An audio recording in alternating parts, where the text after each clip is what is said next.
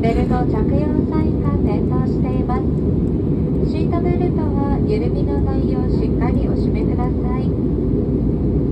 福岡空港には午後8時20分、午後8時20分に着陸する予定です。ただいまからテーブルをご使用になれます。なお、この機材の座席の背もたれはあらかじめ角度がついた状態で固定されたフルリクライニングシートです。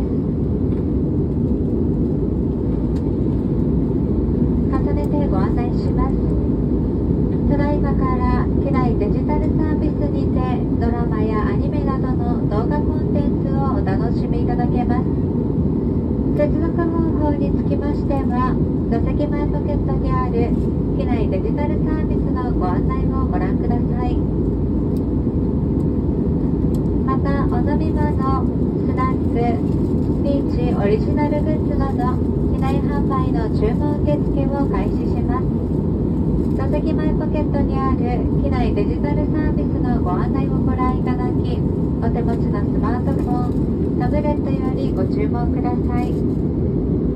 ご注文いただいた商品はベルト着用サイン消灯後、客室乗務員がお客様のもとへお持ちしますので、座席にて今しばらくお待ちください。なお、座席前ポケットにございますビーチライブは機内でのみお楽しみいただけます。お持ち帰りはお控えください。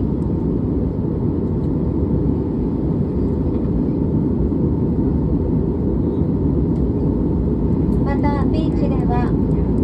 お得に九州を旅できる JR 九州の新幹線、特急列車、普通列車、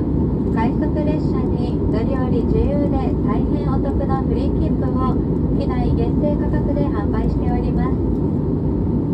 9月23日開業の西九州新幹線も全九州フリー切符、西九州フリー切符でお得にご利用できます。詳しくは機内デジタルサービスをご確認ください。